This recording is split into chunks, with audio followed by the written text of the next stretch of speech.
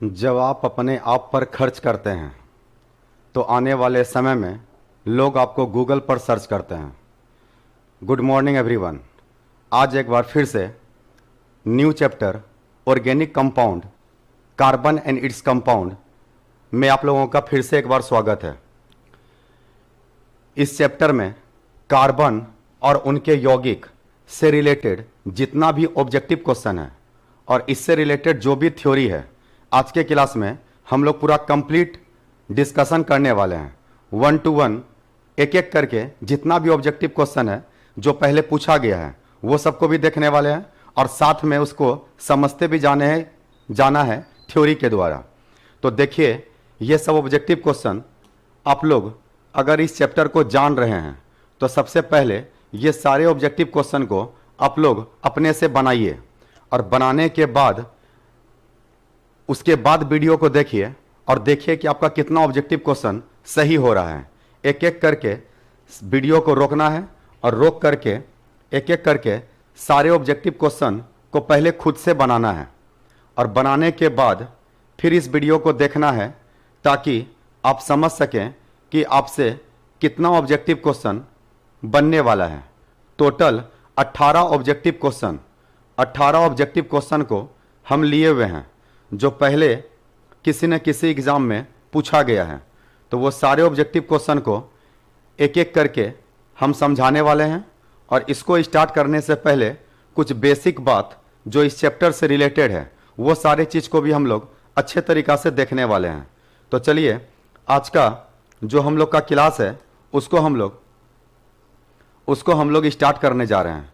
तो पहले चैप्टर का हेडिंग लगा लीजिए। चैप्टर का हेडिंग लगाइए कार्बन और उनके यौगिक। कार्बन और उनके यौगिक। जितना भी कॉम्पिटिटिव एग्जाम है, जो भी जनरल कॉम्पिटिटिव एग्जाम है, उस सारे में एक ही चैप्टर में पूरे ऑर्गेनिक केमिस्ट्री को समेट दिया गया है। तो कुछ कुछ बेसिक जीके टाइप क्वेश्चन है, उस सारे क्वेश्चन को हम लोग देखने वाले हैं। तो ये क्लास काफ़ी इंपॉर्टेंट होने वाला है जिसमें ऑर्गेनिक केमिस्ट्री का बहुत बेसिक सब क्वेश्चन जो एग्जाम में पूछा गया है वो सारे क्वेश्चन को हम लोग डील करने वाले हैं। तो चैप्टर का नाम आप लोग हेडिंग लगा लिए। चैप्टर का नाम हेडिंग लगा लीजिए कार्बन और उनके यौगिक। कार्बन और उनके यौगिक। तो चलिए क्लास को शुरू कर रहे हैं। ऑर्गेनिक केमिस्ट्री क्या है? ये ऑर्गेनिक केमिस्ट्री, ऑर्गेनिक वर्ड आया है ऑर्गेम से। ऑर्गेनिक वर्ड किससे आया है? ऑर्गेम से। और ऑर्गेम का मतलब होता है सजीव। ऑर्गेम का मतलब क्या होता है? सजीव। तो सबसे शुरू में इस ऑर्गेनिक वर्ड को जिसके द्वारा दिया गया उस वैज्ञानिक का नाम है बर्जिलियस। क्या नाम है? बर्जिलियस। और उनका ऐसा कहना था कि किसी भी कार्बनिक यौगिक को केवल जीव जंतु और पेड़ पौधा के द्वारा ही बनाया जा सकता है, उसको कभी भी प्रयोगशाला में तैयार नहीं किया जा सकता है। क्या हम बोल रहे हैं? हम ये बोल रहे हैं कि उसका कहना था कि किसी भी ऑर्गेनिक कंपाउंड को, किसी भी ऑर्गेनिक कंपाउंड को हम लोग केवल पेड़ पौधा और जीव जंतु, केवल पेड़ पौधा और जीव जंतु से ही बना सकते हैं। इसको प्रयोगशाला में बनाना संभव नहीं है। तो याद रखना है कि इस ऑर्गेनिक वर्ड का निर्माण हुआ है ऑर्गेम से। ऑर्गेम, और इस ऑर्गेम का मतलब होता है लिविंग। लिविंग जिसको कि हम लोग हिंदी में कहते हैं सजीव। तो जो साइंटिस्ट हैं बर्जिलियस, उसका कहना है कि केवल कार्बनिक यौगिक को पेड़ पौधा और जीव जंतु से ही बनाया जा सकता है, इसको कभी भी प्रयोगशाला में बनाना संभव नहीं है। तो इस सिद्धांत का नाम है जैव शक्ति का सिद्धांत या जीवन शक्ति का सिद्धांत। तो ये ऑब्जेक्टिव में पूछ लेता है कि जीवन शक्ति का सिद्धांत किस वैज्ञानिक के द्वारा दिया गया। तो वैज्ञानिक का नाम याद रखना है बर्जिलियस। क्या याद रखना है? बर्जिलियस। तो जीवन शक्ति का सिद्धांत क्या कहता है? जीवन शक्ति का सिद्धांत कहता है कि किसी भी कार्बनिक यौगिक को प्रयोगशाला में तैयार करना संभव नहीं है। तो सबसे पहले आप लोग पॉइंट बना करके लिखिए। इसमें पॉइंट बना करके लिखिए ऑर्गेनिक, ऑर्गेनिक शब्द का निर्माण, ऑर्गेनिक शब्द का निर्माण ऑर्गेम, ऑर्गेम शब्द से हुआ है। ऑर्गेम शब्द से हुआ है जिसका अर्थ सजीव, जिसका अर्थ सजीव होता है, जिसका अर्थ सजीव होता है, जिसका अर्थ क्या होता है? जिसका अर्थ सजीव होता है। उसी में लिखना है बर्जिलियस वैज्ञानिक के द्वारा, बर्जिलियस वैज्ञानिक के द्वारा, बर्जिलियस वैज्ञानिक के द्वारा सबसे पहले 1828 ईस्वी में एक सिद्धांत दिया गया। 1828 ईस्वी में एक सिद्धांत दिया गया, एक सिद्धांत दिया गया। तो अगले पॉइंट में लिखना है जीवन शक्ति का सिद्धांत, जीवन शक्ति का सिद्धांत या जैव शक्ति का सिद्धांत, जीवन शक्ति का सिद्धांत या जैव शक्ति का सिद्धांत। और इस सिद्धांत में डैश देकर लिखिए, इस सिद्धांत में डैश देकर के लिखना है कि किसी भी कार्बनिक यौगिक को, किसी भी कार्बनिक यौगिक को प्रयोगशाला में तैयार नहीं किया जा सकता, किसी भी कार्बनिक यौगिक को प्रयोगशाला में तैयार नहीं किया जा सकता, किसी भी कार्बनिक यौगिक को प्रयोगशाला में तैयार नहीं किया जा सकता। इसे केवल जीव जंतु और पेड़ पौधा, इसे केवल जीव जंतु और पेड़ पौधा के द्वारा ही बनाया जा सकता है, इसे केवल जीव जंतु और पेड़ पौधा के द्वारा ही बनाया जा सकता है, जिसे जीवन शक्ति का सिद्धांत कहते हैं, जिसे जीवन शक्ति का सिद्धांत कहते हैं। तो यह काफी इंपॉर्टेंट ऑब्जेक्टिव है कि जीवन शक्ति का सिद्धांत किस वैज्ञानिक के द्वारा दिया गया। तो याद रखना है वैज्ञानिक का नाम है बर्जिलियस। क्या नाम है? बर्जिलियस। तो ये तो हो गया सबसे पहला बात। उसके बाद एक वैज्ञानिक और आए जिसका नाम है वोहलर। जिसका क्या नाम है? वोहलर। वोहलर सबसे पहला वैज्ञानिक है जो कि प्रयोगशाला में किसी कार्बनिक यौगिक को बनाए।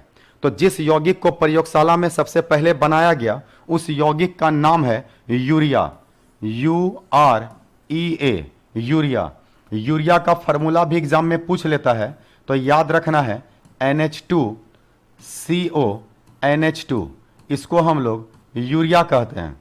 इसी को इस तरीका से भी हम लोग लिख सकते हैं NH2 का होल 2 और बाहर में लिख देना है CO, मतलब ये NH2 और ये भी NH2, तो दो गो था तो इसी को होल 2 लिख देता है और CO लिख देता है। तो ये फार्मूला है किसका?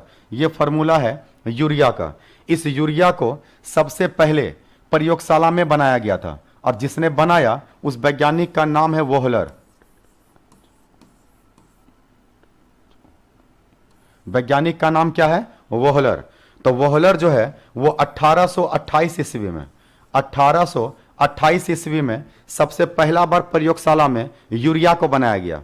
तो ये काफी इंपॉर्टेंट ऑब्जेक्टिव है, ये पूछ लेता है एग्जाम में कि सबसे पहला कार्बनिक यौगिक जो प्रयोगशाला में बना वो कौन सा था। तो याद रखना है वो है यूरिया। वो कौन है? यूरिया है। यूरिया उर्वरक के भी काम में आता है, फर्टिलाइजर के भी काम में आता है। हम लोग खेती करने के लिए जिस फर्टिलाइजर का यूज करते हैं उसमें यूरिया भी काम में आता है। तो याद रखना है इस बात को भी। तो यूरिया को किसने बनाया? वोहलर ने बनाया। तो ये ऑब्जेक्टिव में पूछ लेगा। तो दो ऑब्जेक्टिव अभी तक आप लोग को याद रखना है कि जीवन शक्ति का सिद्धांत, वाइटल्स फोर्स थ्योरी, को किस वैज्ञानिक के द्वारा दिया गया? तो वैज्ञानिक का नाम है बर्जिलियस। और सबसे पहला कार्बनिक यौगिक को प्रयोगशाला में किस वैज्ञानिक ने बनाया? तो उस वैज्ञानिक का नाम है वोहलर। उस वैज्ञानिक का नाम क्या है? वोहलर। वोहलर ने प्रयोगशाला में सर्वप्रथम किस यौगिक को बनाए? तो उस यौगिक का नाम है यूरिया। उस यौगिक का नाम क्या है? यूरिया। अच्छा, यूरिया बना कैसे? तो वो भी जान लीजिए। अमोनियम साइनेट को गर्म किया गया। अमोनियम साइनेट, अमोनियम साइनेट बोलते हैं NH4CNO, NH4CNO। इसको हीट किया गया, इसको किया गया गर्म। तो जब इसको हीट किया गया तो ये अमोनियम साइनेट गर्म होने के बाद बना दिया NH2CO NH2, NH2CO NH2, तो इस चीज का निर्माण हुआ। तो इसका नाम क्या है? तो ये एक इनऑर्गेनिक कंपाउंड है, क्योंकि इस पे प्लस है और इस पे माइनस है। तो कार्बनिक यौगिक पे कभी प्लस माइनस नहीं आता है। तो ये हम लोग का इनऑर्गेनिक कंपाउंड है। देखो बैलेंस है, यहाँ नाइट्रोजन एक और एक, दो नाइट्रोजन, तो यहाँ पर भी नाइट्रोजन दो है। इधर हाइड्रोजन देखो चार है, तो यहाँ पर भी दो और दो चार है। एक कार्बन है, एक ऑक्सीजन, एक कार्बन एक ऑक्सीजन, तो इसी का नाम है UREA, यूरिया। तो सबसे पहला कार्बनिक यौगिक जो प्रयोगशाला में बना वो यूरिया है। और अगर ये पूछ लेगा कि यूरिया को किसको गर्म करके बनाया गया, किस यौगिक को गर्म करने पर यूरिया का निर्माण होता है, तो इसका नाम है अमोनियम, AMMONIUM, अमोनियम। और इसको बोलते हैं साइनेट, CYANATE, साइनेट। तो याद रखना है कि अमोनियम साइनेट को गर्म करके सबसे पहला बार जिस यौगिक को बनाया गया था प्रयोगशाला में, उसका नाम है यूरिया। और किसने बनाया? उस वैज्ञानिक का नाम है वोहलर। उस वैज्ञानिक का नाम क्या है? वोहलर। तो इसको पॉइंट बना के लिखिए, इसको पॉइंट बना के लिखिए। सबसे पहले आप लोग 1828 ईस्वी में, 1828 ईस्वी में वोहलर, 1828 ईस्वी में वोहलर ने सर्वप्रथम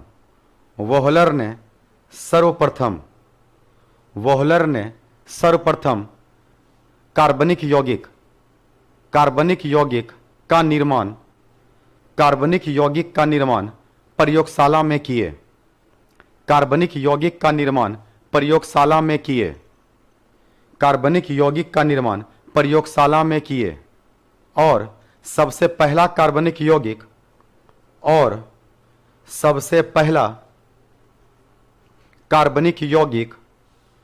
जो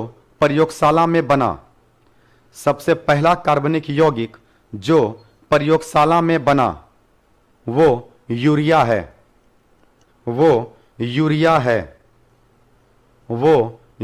है, जिसका सूत्र NH2CO NH2 होता है। जिसका सूत्र NH2CO NH2 होता है। जिसका सूत्र क्या होता है? NH2CO NH2। ठीक है। अब अगले पॉइंट में लिखिए, अमोनियम साइनेट को गर्म करने पर, अमोनियम साइनेट को प्रयोगशाला में गर्म करने पर यूरिया का निर्माण होता है। अमोनियम साइनेट को प्रयोगशाला में गर्म करने पर यूरिया का निर्माण होता है। तो ऑर्गेनिक कंपाउंड में सबसे पहला कंपाउंड जो बना वो यूरिया है। तो आप लोग इस रिएक्शन को सबसे पहले लिख लीजिए। ये रिएक्शन काफी इंपॉर्टेंट है, तो इसको सबसे पहले लिख लीजिए। अमोनियम साइनेट को गर्म करने पे बना है यूरिया। अमोनियम साइनेट को गर्म करने पे क्या बना है? यूरिया। ठीक है, लिख लिए आप लोग। लिखने में अगर देर लगे तो वीडियो को रोकना है और रोक करके फिर उतारना है, या फिर स्क्रीनशॉट ले लेना है। और अगर बात कुछ समझ में आ रहा है तो अपने दोस्तों को वीडियो को शेयर करना है। जितने भी आपके फ्रेंड सर्किल हैं, और अपने व्हाट्सएप के स्टेटस में भी वीडियो को लगा देना है। चलिए अब हम लोग आगे जरा देखते हैं। ऑर्गेनिक केमिस्ट्री में ये पता चला कि जितना भी कार्बनिक यौगिक है, जितना भी ऑर्गेनिक कंपाउंड है, उस सब में सबसे मेन चीज है कार्बन। ऐसा एक भी यौगिक नहीं होगा जिसमें कि बिना कार्बन के कोई यौगिक बनेगा। तो ध्यान रखना है कि ऑर्गेनिक केमिस्ट्री का मेन हीरो है कार्बन। बिना कार्बन के कोई ऑर्गेनिक कंपाउंड बन नहीं सकता है। तो इस बात को जिस वैज्ञानिक ने बताया उसका नाम था वान टॉप। उस वैज्ञानिक का नाम क्या है? वान टॉप। तो वान टॉप का कहना था कि किसी भी कार्बनिक यौगिक में निश्चित रूप से कार्बन रहेगा। निश्चित रूप से क्या रहेगा? कार्बन। चाहे आप जीव जंतु से बनाइए, या पेड़ पौधा से बनाइए, या प्रयोगशाला में बनाइए, आप कहीं से भी अगर कार्बनिक यौगिक को बना रहे हैं, ऑर्गेनिक कंपाउंड को बना रहे हैं, तो उसमें निश्चित रूप से कार्बन रहेगा। इसलिए नाम भी रखा गया कार्बनिक यौगिक। कार्बनिक यौगिक मतलब कार्बन। तो याद रखना है कि पूरे ऑर्गेनिक केमिस्ट्री का, पूरे ऑर्गेनिक कंपाउंड का मेन हीरो है कार्बन। मेन हीरो कौन है? कार्बन। तो जरा समझते हैं अब कार्बन के बारे में। कार्बन, हम लोग को पता है कि कार्बन का सिंबल होता है C, जिसका परमाणु संख्या है 6 और द्रव्यमान संख्या है 12। परमाणु संख्या को सूचित करते हैं Z से और द्रव्यमान संख्या को सूचित करते हैं A से। तो हम लोग को पता चल गया कार्बन में 3 चीज, क्या क्या? इलेक्ट्रॉन, प्रोटॉन और न्यूट्रॉन। ये ऑब्जेक्टिव में पूछ लेता है। तो आप लोग को पहले बता चुके हैं कि परमाणु संख्या ही प्रोटॉन है, और अगर चार्ज नहीं है तो इसका मतलब इसमें इलेक्ट्रॉन भी बराबर होगा। तो याद रखना है कि जितना परमाणु संख्या उतना ही प्रोटॉन और उतना ही इलेक्ट्रॉन। तो इसका मतलब कार्बन का परमाणु संख्या 6 है, तो इसका मतलब यह हुआ सर कि कार्बन में प्रोटॉन का संख्या भी 6 होगा और इलेक्ट्रॉन का संख्या भी 6 होगा। तो कार्बन में 6 इलेक्ट्रॉन और 6 प्रोटॉन है। अब हम लोग को न्यूट्रॉन निकालना है। तो न्यूट्रॉन निकालने का फॉर्मूला आप लोग को बताए थे पहले, A-Z। द्रव्यमान संख्या में जब परमाणु संख्या को घटाते हैं तो वो निकल जाता है न्यूट्रॉन। हम लोग को मास नंबर में एटॉमिक नंबर को माइनस करना है। तो यहां पर द्रव्यमान संख्या को सूचित करते हैं A से, परमाणु संख्या को Z से। तो कार्बन का द्रव्यमान संख्या कितना है? 12 और परमाणु संख्या कितना है? 6। इसका मतलब कार्बन में न्यूट्रॉन भी 6 है। तो याद रखना है कि कार्बन में इलेक्ट्रॉन का संख्या भी 6 होता है, प्रोटॉन का संख्या भी 6 होता है और न्यूट्रॉन का संख्या भी 6 होता है। तो ये ऑब्जेक्टिव में पूछ सकता है। तो न्यूट्रॉन निकालने का सूत्र याद रखना है, ऊपर वाले में नीचे वाले को घटा दो तो हम लोग को निकल जाता है न्यूट्रॉन का संख्या। किसका संख्या निकल जाता है? न्यूट्रॉन का संख्या। तो ये हो गया छोटा सा बात कार्बन के बारे में। अब जरा जानो कि कार्बन प्रकृति में 3 तरह का मिलता है। ये जो कार्बन है ये प्रकृति में 3 तरह का मिलता है। एक कार्बन जिसका परमाणु संख्या 6, द्रव्यमान संख्या 12 है। फिर कार्बन का परमाणु संख्या 6, द्रव्यमान संख्या 13 है। और कार्बन का परमाणु संख्या 6 और द्रव्यमान संख्या 14 है। तो जिसका परमाणु संख्या समान और द्रव्यमान संख्या भिन्न भिन्न होता है उसको हम लोग कहते हैं समस्थानिक। उसको हम लोग क्या बोलते हैं? समस्थानिक। तो ऑब्जेक्टिव में पूछ लेता है कि कार्बन के कितने समस्थानिक होते हैं। तो याद रखना है कार्बन के 3 समस्थानिक होते हैं, 12, 13 और 14। 12, 13 और 14। तो ये कार्बन 14 पद्धति का यूज किया जाता है किसी भी पुराने चीज का उम्र पता करने में। अगर कोई वृक्ष कितना पुराना है, कोई डेड बॉडी कितना दिन पहले दफनाया गया है, तो ये सारे चीज का जो पता चलता है वो पता चलता है कार्बन 14 से, कार्बन 14 पद्धति से। तो ध्यान रखना है। तो कार्बन का 3 समस्थानिक है। समस्थानिक उसको बोलते हैं जिसका परमाणु संख्या समान हो लेकिन द्रव्यमान संख्या भिन्न भिन्न हो। तो कार्बन के कितने समस्थानिक है? 3 समस्थानिक है। अब आगे बात समझिए। आगे बात यह समझिए कि कार्बन का परमाणु संख्या है 6। तो अगर 6 है तो पहला कक्षा में जाएगा 2 इलेक्ट्रॉन और बच गया 4, तो दूसरे में जाएगा 4 इलेक्ट्रॉन। कितना इलेक्ट्रॉन जाएगा? 4 इलेक्ट्रॉन। तो इसका मतलब लास्ट में कितना इलेक्ट्रॉन आ रहा है? लास्ट में आ रहा है 4 इलेक्ट्रॉन। अगर 4 इलेक्ट्रॉन है तो इसको 8 पुराने के लिए और कितना चाहिए?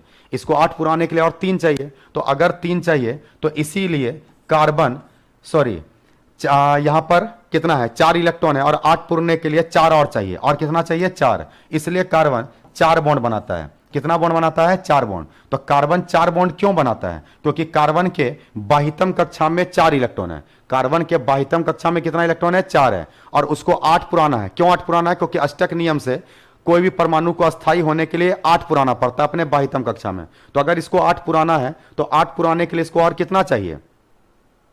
8 पुराने के लिए इसको और 4 चाहिए। इसलिए कार्बन कितना बॉन्ड बनाता है? 4 बॉन्ड। तो ये पूछ लेता है ऑब्जेक्टिव क्वेश्चन में कि कार्बन कितने बॉन्ड बनाते हैं। तो कार्बन टोटल 4 बॉन्ड बनाते हैं। कितने बॉन्ड बनाते हैं? 4 बॉन्ड। याद रहेगा आप लोग को। तो ये 4 बॉन्ड का निर्माण करता है कार्बन। ठीक है। तो ये जो लास्ट में इलेक्ट्रॉन आता है इसको हम लोग कहते हैं वैलेंस इलेक्ट्रॉन। तो अगर पूछेगा कार्बन का वैलेंस इलेक्ट्रॉन, तो वैलेंस इलेक्ट्रॉन का मान हो जाएगा 4 और अंदर में जो इलेक्ट्रॉन बचता है इसको बोलते हैं कोर इलेक्ट्रॉन। तो कार्बन के कोर इलेक्ट्रॉन का मान हो जाएगा 2। पर इससे ज्यादा इंपॉर्टेंट है कार्बन का संयोजकता कितना है। तो कार्बन का संयोजकता है 4। क्यों है 4? क्योंकि कार्बन को 8 पुरने के लिए 4 इलेक्ट्रॉन चाहिए, इसलिए वो 4 बॉन्ड बनाता है। तो जितना बॉन्ड बनता है उतना ही कहलाता है उसका संयोजकता। VALENCY, valency. तो अगर ऑब्जेक्टिव क्वेश्चन आता है कि कार्बन की संयोजकता कितनी होती है तो आंसर लिखना है कि कार्बन की संयोजकता 4 होती है। तो सबसे पहले वीडियो को रोकिए और रोक करके इसको उतारिए।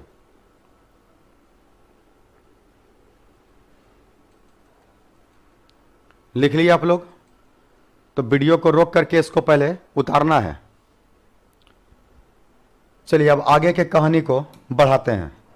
आगे का बात यह समझिए कि कार्बन का आपको नंबर याद करना है, क्योंकि उसी के द्वारा आप कार्बन के नाम को लिख पाइएगा। तो एक कार्बन आएगा तो उसको हम लोग पढ़ते हैं मिथ। अगर 2 कार्बन आएगा तो उसको हम लोग पढ़ते हैं इथ। अगर 3 कार्बन आएगा तो उसको हम लोग पढ़ते हैं प्रोप। 4 कार्बन आएगा तो उसको पढ़ते हैं हम लोग ब्यूट। 5 कार्बन आएगा तो उसको हम लोग पढ़ते हैं पेंट। 6 कार्बन आएगा तो उसको हम लोग पढ़ते हैं हेक्स। 7 कार्बन आएगा तो उसको हम लोग पढ़ते हैं हेप्ट। अगर 8 कार्बन आएगा तो उसको हम लोग पढ़ते हैं ऑक्ट। 9 नंबर कार्बन आएगा तो उसको हम लोग पढ़ते हैं नॉन। और 10 नंबर अगर कार्बन आएगा तो उसको हम लोग पढ़ते हैं डेक। तो सब मिला करके टोटल 10 कार्बन तक का आप लोग को नाम याद करना है। वैसे नाम होता इसके बाद भी है, लेकिन आप लोग को याद रखना है कि इससे ज़्यादा यूज इस एग्जाम में तो नहीं होने वाला है। तो 10 तक याद कर लीजिएगा तो इस चैप्टर में आपको कहीं दिक्कत नहीं आएगा। मेरे बात को ठीक से सुनिए। याद करना है कि 1 कार्बन आएगा तो नाम मिथ लिखाएगा, 2 कार्बन आएगा तो इथ लिखाएगा, 3 कार्बन आएगा तो prop, but, pent, hex, hept, oct, non और डेक। ये जो 10 कार्बन है, इस 10 कार्बन के नाम को आप लोग को अच्छे तरीका से याद कर लेना है, ठीक है? क्योंकि इसके बिना नाम को लिखना बड़ा मुश्किल हो जाएगा और इस चैप्टर को समझना भी बड़ा मुश्किल हो जाएगा। तो सबसे पहला काम होगा, वीडियो को रोकिए और रोक करके 10 नाम को याद कीजिए। अब अगर कार्बन और कार्बन के बीच एक बॉन्ड बना, तो एक बॉन्ड बनेगा तो इसके नाम में लगेगा ANE। क्या लगेगा? ANE। मान लो इथ है और उसी के नाम में जुड़ जाएगा ANE, तो नाम हो जाएगा इथेन। तो याद रखना है कि ANE कब लगाना है? जब कार्बन कार्बन के बीच सिंगल बॉन्ड आएगा। फिर अगर कार्बन और कार्बन के बीच में डबल बॉन्ड आया तो उसमें लगाना है ENE। क्या लगाना है? ENE। तो अगर इथ में ENE लगेगा तो नाम हो जाएगा इथीन। क्या नाम हो जाएगा? इथीन। और अगर कार्बन और कार्बन के बीच में 3 बॉन्ड आया तो नाम में लगेगा YNE। क्या लगेगा? YNE। तो नाम हो जाएगा इथाइन। तो ये काफी इंपॉर्टेंट है, इथेन, इथीन और इथाइन। तो सिंगल बॉन्ड, डबल बॉन्ड और ट्रिपल बॉन्ड। ये जो सिंगल बॉन्ड है इसी को सिग्मा बोलते हैं। इसको क्या बोलते हैं? सिग्मा। ये जो डबल बॉन्ड है इसमें एक सिग्मा है और एक है पाए। एक है क्या? पाए। और ये जो ट्रिपल बॉन्ड है उसमें भी एक सिग्मा है और ऊपर नीचे पाए है। तो याद रखना है कि सिग्मा हमेशा एक ही बनता है। बॉन्ड 1 था तब भी एक सिग्मा, बॉन्ड 2 हुआ तब भी एक सिग्मा, बॉन्ड 3 हुआ तब भी एक सिग्मा। बॉन्ड बढ़ेगा तो पाई बॉन्ड बढ़ेगा। और याद रखना है कि सिग्मा बॉन्ड ज्यादा मजबूत होता है पाई बॉन्ड से। सिग्मा बॉन्ड ज्यादा स्ट्रॉन्ग है। तो याद रखना ये है स्ट्रॉन्ग और ये बॉन्ड जो है ये है वीक। तो ये कमजोर बॉन्ड होता है पाई बॉन्ड और सिग्मा बॉन्ड ज्यादा मजबूत होता है। फिलहाल अब हम लोग को पूछ लेता है इन तीनों का सूत्र कि ANE का क्या सूत्र है, ENE का क्या सूत्र है और YNE का क्या सूत्र है। तो ये बार बार ऑब्जेक्टिव में पूछा जाता है और कई बार पूछा है। बहुत आसान है और शायद आप लोग को आता भी होगा। तो हम जरा एक बार यहां पर लिख देते हैं। ANE का मतलब है कि इसमें जितना कार्बन होगा उसका दुगना से 2 ज्यादा होगा। तो अगर दुगना से 2 ज्यादा है, जितना कार्बन है उसको पहले दुगना करेंगे, उसमें 2 जोड़ेंगे, तब उसके नाम में लगता है ANE। तब उसके नाम में क्या लगता है? ANE। ENE का सूत्र क्या होता है? तो ENE का सूत्र होता है CnH2n। पूछेगा कि एल्कीन का सामान्य सूत्र क्या है? तो एल्कीन का सामान्य सूत्र होता है CnH2n। अच्छा, ये जितना कार्बन है ना नाम, इस सब को पढ़ते हैं अल्क। इस सब को क्या पढ़ते हैं? अल्क। तो याद रखना कि कार्बन के नाम को अल्क पढ़ते हैं या इसी को बोलते हैं वर्ड रूट। इसी का नाम है वर्ड रूट। तो वर्ड रूट ये अल्क कहते हैं और ये नाम आप लोग को अच्छे तरीका से याद करना है। तो सपोज करो इसके नाम के आगे लगा दिए अल्क, तो नाम हो जाएगा एल्काइल, एल्काइन, ALKYNE, एल्काइन। तो YNE का सूत्र होता है CnH2n -2। दुगना करके 2 घटा देना है। दुगना करके 2 क्या करना है? घटा देना है। तो अगर दुगना करके 2 घटा देंगे तो वो नाम बन जाएगा किसका? YNE वाले का। किसका नाम बन जाएगा? YNE। तो वीडियो को रोकिए और रोक करके अच्छे तरीका से इसको पहले उतार लीजिए। आप लोग इसको पहले आप लोग लिख लीजिए कि कितना कितना कार्बन का नाम होता है। वीडियो को रोक करके इसको उतार लेना और सबसे पहले इसको याद करना है। और ये 3 फार्मूला एग्जाम में आता ही है, इसको ठीक से याद कर लीजिए। ANE CnH2n +2 तब आएगा जब ANE होगा।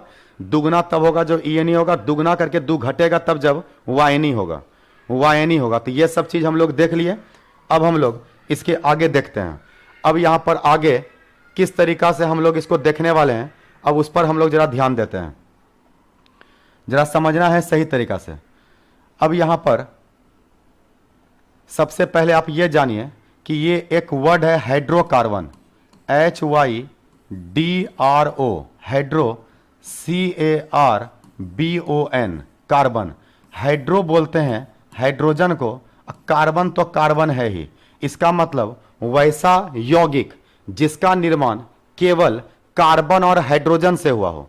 फिर से सुनिए, वैसा यौगिक जिसका निर्माण कार्बन और हाइड्रोजन से हुआ हो, तो वैसे यौगिक को हम लोग हाइड्रोकार्बन कहते हैं। वैसे यौगिक को क्या बोलते हैं? हाइड्रोकार्बन।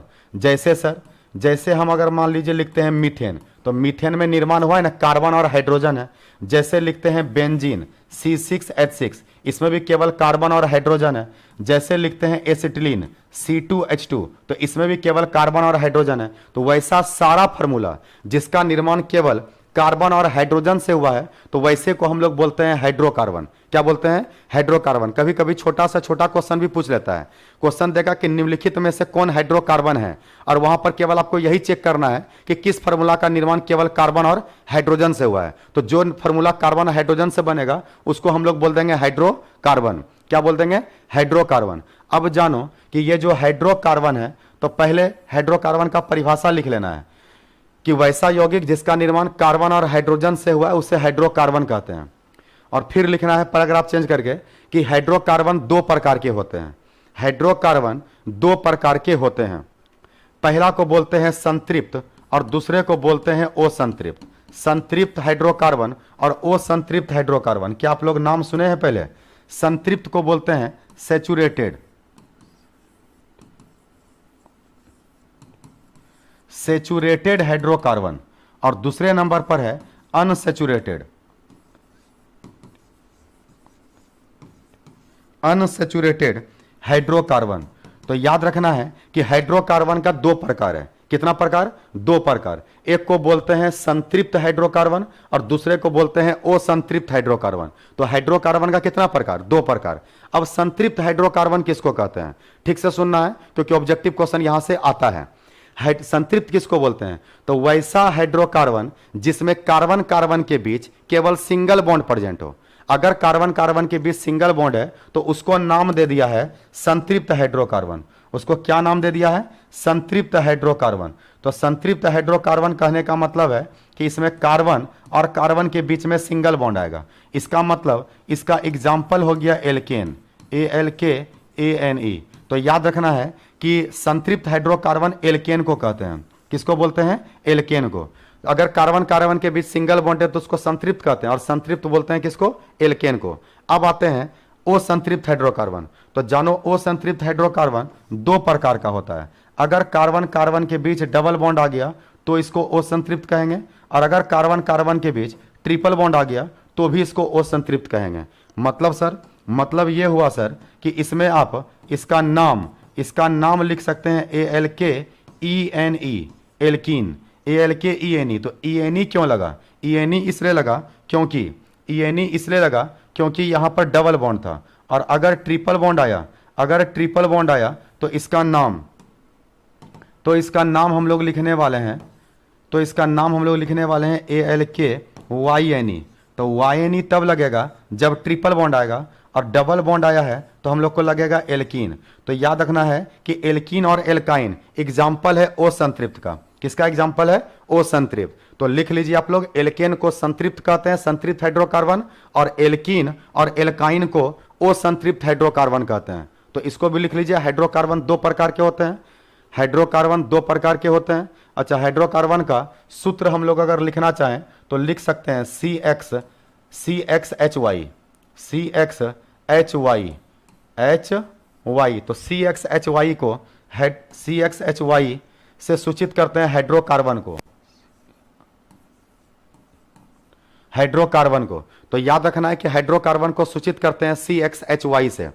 मतलब इसमें केवल कार्बन और हाइड्रोजन आएगा, केवल कार्बन और क्या आएगा? हाइड्रोजन। तो मेरे ख्याल से बात आप लोग को समझ में आ गया होगा कि हाइड्रोकार्बन दो प्रकार का, एक है संतृप्त जिसको कहते हैं एल्केन, और एक है असंतृप्त जिसका दो एग्जाम्पल है, एल्कीन और एल्काइन। एल्कीन और एल्काइन लिख लिया आप लोग। अब हम लोग एक एक करके देखने वाले हैं। तो सबसे पहला नंबर पर आता है सर एल्केन, एएनई। एएनई बताएगा कि कार्बन कार्बन के बीच सिंगल बॉन्ड है और इसका सूत्र हो जाएगा CnH2n प्लस 2, CnH2n प्लस 2। तो सपोज करो कि n का मान हम लोग 1 ले लिए, तो अगर 1 लेंगे तो कार्बन तो 1 आएगा। अब यहाँ भी 1 रखेंगे तो ये हो जाएगा 2 और 2 और 2, तो 2 और 2 हो जाएगा 4, 2 और 2 कितना हो जाएगा 4। तो एक कार्बन को अभी हम लोग बताए थे कि एक कार्बन को पढ़ते हैं मिथ, और दुगना से 2 ज़्यादा है। जब दुगना से 2 ज़्यादा होगा तो नाम में जोड़ना है एएनई। क्या जोड़ना है? एएनई। तो नाम हो गया मीथेन। तो CH4 का नाम क्या हो गया? मीथेन। एक कार्बन है और उसके पास में 4 गो हाइड्रोजन है। कितना हाइड्रोजन है? 4 हाइड्रोजन। तो इसमें ऑब्जेक्टिव पूछ चुका है कि मीथेन में कितने सिग्मा बॉन्ड होते हैं। मीथेन में कितने सिग्मा बॉन्ड होते हैं? तो 1 सिग्मा, 2 सिग्मा, 3 सिग्मा और 4 सिग्मा। तो मीथेन में सिग्मा बॉन्ड की संख्या पूछेगा तो आंसर हो जाएगा 4। और अगर पूछेगा सिग्मा इलेक्ट्रॉन का संख्या, तो एक बॉन्ड में 2 इलेक्ट्रॉन होता है, एक कार्बन का इलेक्ट्रॉन, एक हाइड्रोजन का इलेक्ट्रॉन। तो एक बॉन्ड बनने में 2 इलेक्ट्रॉन भाग लेता है। तो एक बॉन्ड में 2 इलेक्ट्रॉन, तो 2 2 4 2 6 2 8। तो जितना बॉन्ड होगा उसका दुगना कर देना, इलेक्ट्रॉन निकल जाएगा। वैसे इलेक्ट्रॉन के बारे में इस एग्जाम में पूछेगा ना, पूछता है बॉन्ड के बारे में ही। तो याद ना कि सिग्मा बॉन्ड का संख्या पूछेगा तो आंसर होगा 4, और इलेक्ट्रॉन पूछ लेगा तो आंसर हो जाएगा 8। तो मीथेन में इसी तरीका से, ये तो n का मान हम लोग कितना लिए थे? 1 लिए थे। अगर n का मान हम लोग 2 ले ले, तो 2 ले लेंगे तो यहां पर आ जाएगा C2। तो H कितना होगा बताइए आप लोग? तो 2 का पहले दुगना करो, तो 2 का दुगना करेंगे 4, और 4 में 2 जोड़ेंगे तो आ जाएगा C2H6। C2H6। तो C2H6 का हम लोग देखते हैं कि स्ट्रक्चर कैसा बनेगा।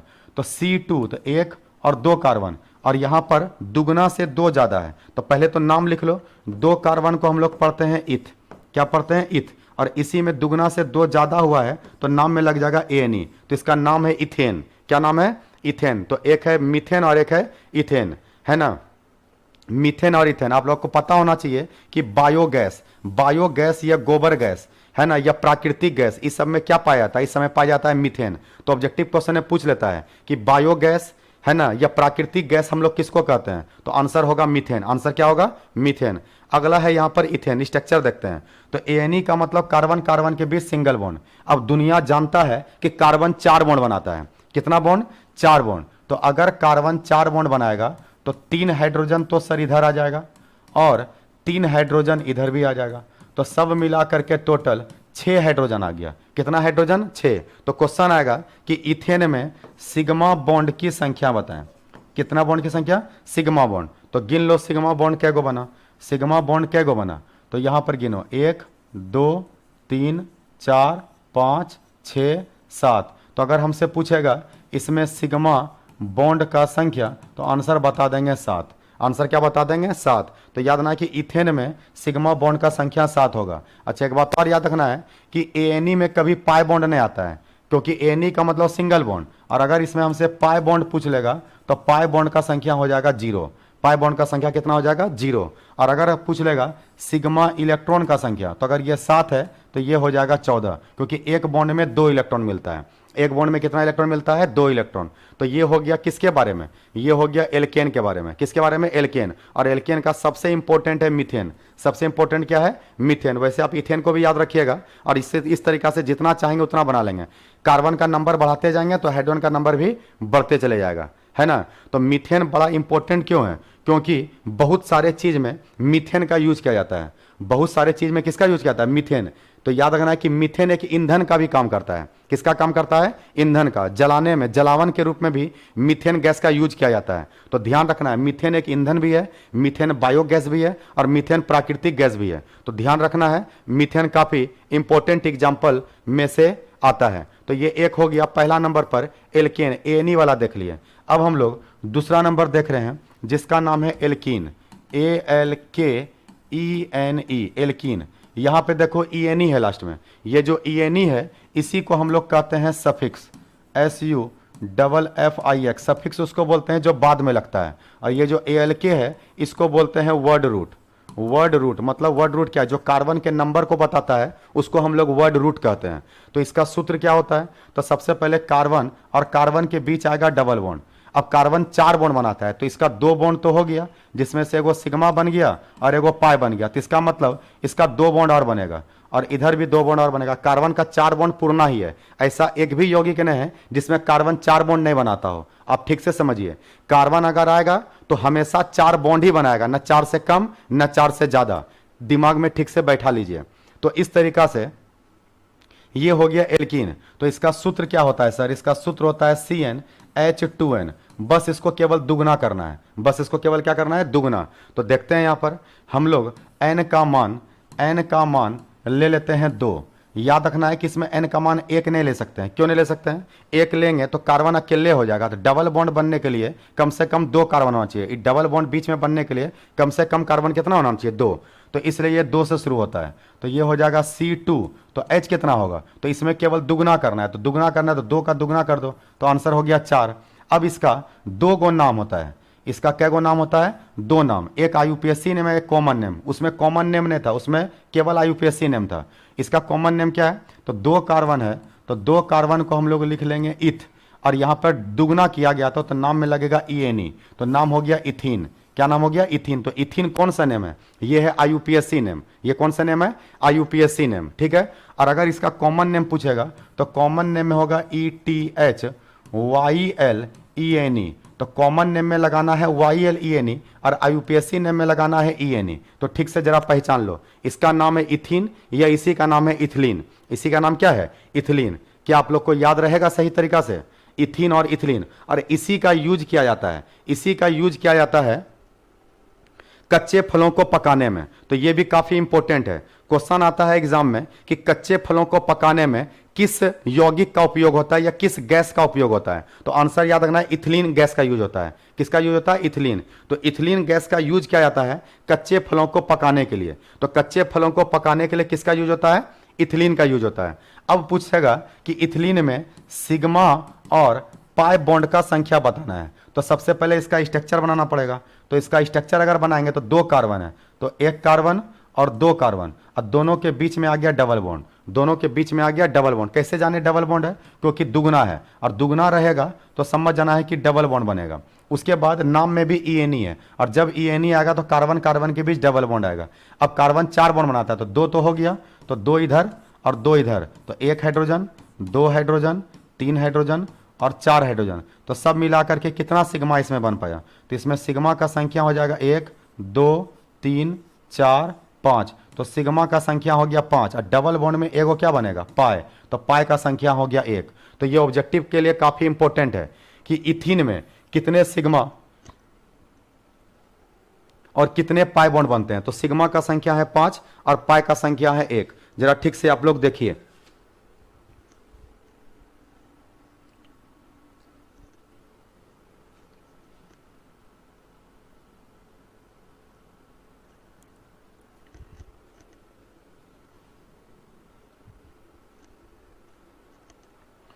देख लिया आप लोग। तो अगर इसी तरीका से 1 कार्बन और हम लोग ले लें, अगर 1 कार्बन और ले लें तो यहां पर ले लेंगे n का मान 3। तो अगर n का मान 3 लेंगे तो C3 हो जाएगा, और H को केवल दुगना करना है, तो H हो जाएगा 6। 3 कार्बन है, 1 2 3। डबल बॉन्ड देना है, लेकिन दोनों जगह पे नहीं देना है, एक जगह पे देना है। 3 कार्बन को पढ़ते हैं प्रोप, तो प्रोप, और दुगना है तो लगेगा ENE, तो इसका नाम है प्रोपीन। क्या नाम है, प्रोपीन। या इसका कॉमन नेम बोलेंगे तो PROPYLENE। तो कॉमन नेम में लगता है YLENE, प्रोपेलीन, और इसमें लगता है ENE, प्रोपीन। अब इसका डबल बॉन्ड देना है, तो शुरू में डबल बॉन्ड दे दिए और यहां पे सिंगल बॉन्ड दे दिए। याद है ना, डबल बॉन्ड एक जगह पे देना है। अब इस कार्बन का बॉन्ड गिनो, तो इसका 2 बॉन्ड हो चुका है, तो इसका बच गया 2 बॉन्ड। इस कार्बन का बॉन्ड गिनो, 1 2 3, इसका 3 बॉन्ड हो चुका है, तो 1 बॉन्ड बच गया। और इस कार्बन का तो अभी 1 ही बॉन्ड हुआ है, तो 1 2 3। अगर ये सही है तो हाइड्रोजन 6 पुरना चाहिए, तो 1 2 3 4 5 और 6, तो टोटल 6 हाइड्रोजन आ गया। कितना हाइड्रोजन आ गया, 6। अब सिग्मा गिनो, तो 1 2 3 4 5 6 7 8। तो हमसे सिग्मा का संख्या पूछेगा तो 8 हो जाएगा, और एगो हो जाएगा पाई। तो डबल बॉन्ड में पाई का संख्या हमेशा एक होगा। मेन गिनना है सिग्मा को, मेन गिनना है किस में, सिग्मा को। जैसे नाम में ई आया तो समझ जाना है कि इसमें पाई का संख्या हमेशा एक होगा। पाई का संख्या कितना होगा, एक होगा। तो आप लोग को समझ में आया। अभी हम लोग सिंगल बॉन्ड देख लिए और डबल बॉन्ड देख लिए। सिंगल बॉन्ड जो था वो हम लोग के लिए था संतृप्त, और ये जो चल रहा है ये है असंतृप्त। अगर किसी में पाई बॉन्ड आ जाए तो समझ जाना है वो असंतृप्त है। अगर किसी में पाई बॉन्ड आ जाए तो समझ जाना है कि क्या है, असंतृप्त। तो एक हो गया एल्केन और एक हो गया एल्कीन। अब एक तीसरा नंबर बच गया जिसका नाम है एल्काइन, ALKYNE। अब इसके नाम में लग गया है YNE। तो YNE क्या बताएगा कि कार्बन और कार्बन के बीच में 3 बॉन्ड आना चाहिए। कितना बॉन्ड, 3 बॉन्ड।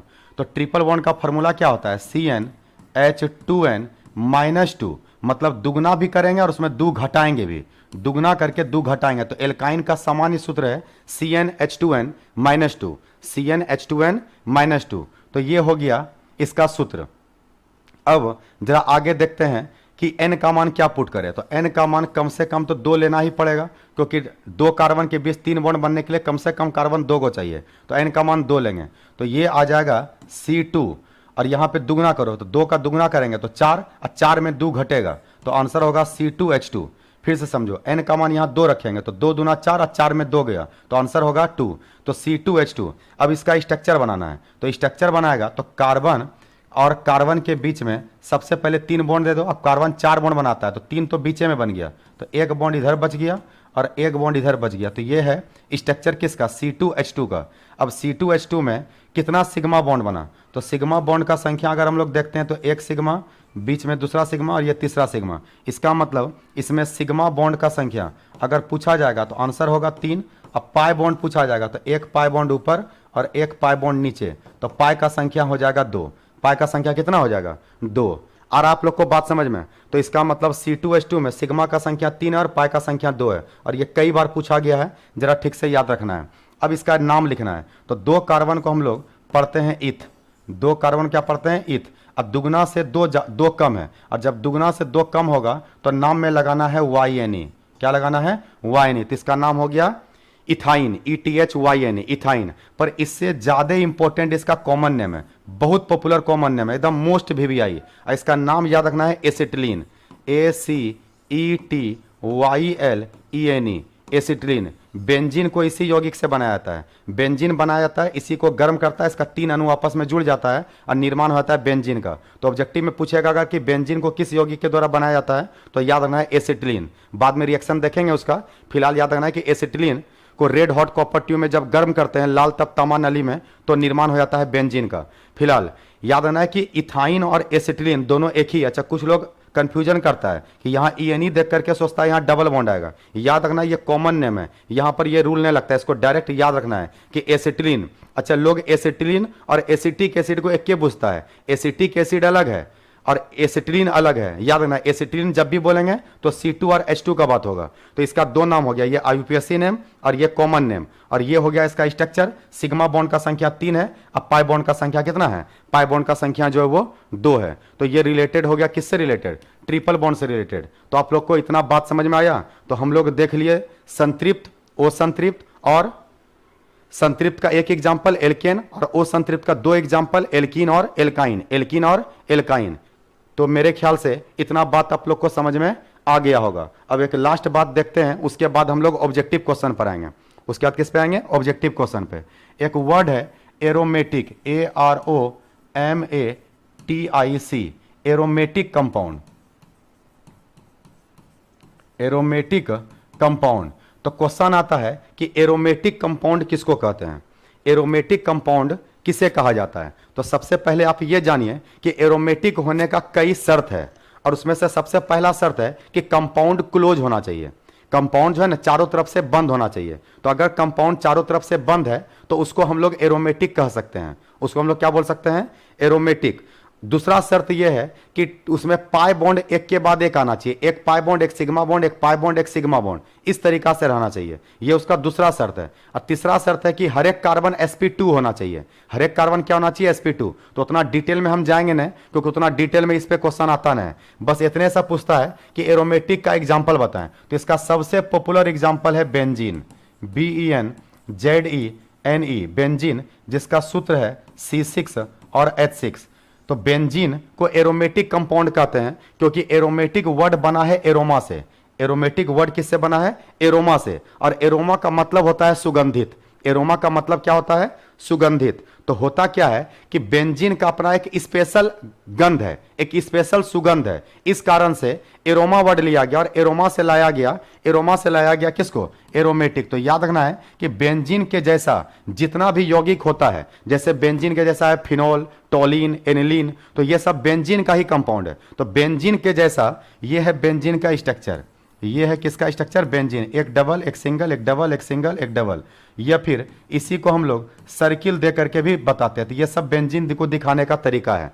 तो याद रखिएगा कि बेंजीन में हर एक कार्बन sp2 होता है। बेंजीन में हर एक कार्बन क्या होता है? sp2। तो इस सब पूछेगा नहीं, केवल इतने पूछेगा कि एरोमेटिक का एग्जांपल बताए। तो एरोमेटिक का एग्जांपल क्या है? एरोमेटिक का एग्जांपल है बेंजीन। एरोमेटिक का एग्जांपल क्या है? बेंजीन। तो बेंजीन में अगर हमसे पूछेगा कितना सिग्मा और कितना पाए, तो बेंजीन का पहले फॉर्मूला है सर C6H6। तो इसका स्ट्रक्चर देखो, टोटल 6 कार्बन है, 1 2 3 4 5 और 6 कार्बन है। एक डबल, एक सिंगल, एक डबल, एक सिंगल, एक डबल और एक सिंगल। तो ये स्ट्रक्चर हो गया। Double bond, single bond, double bond, single bond और डबल बॉन्ड और सिंगल बॉन्ड। तो ये स्ट्रक्चर है किसका? ये स्ट्रक्चर है बेंजीन का। अब कार्बन का 4 बॉन्ड पुनना चाहिए। 4 में से 1 2 3 बॉन्ड हुआ। इसका मतलब सबके पास में एक गो हाइड्रोजन आएगा। सबके पास में एक गो क्या आ जाएगा? हाइड्रोजन। तो सबके पास में एक एक हाइड्रोजन आ जाएगा, है ना। तो ये स्ट्रक्चर है बेंजीन का, जिसमें टोटल 6 हाइड्रोजन है। जिसमें टोटल कितना हाइड्रोजन है? 6 हाइड्रोजन है। यहां पर डबल बॉन्ड है, जरा ध्यान रखना है आप लोग को।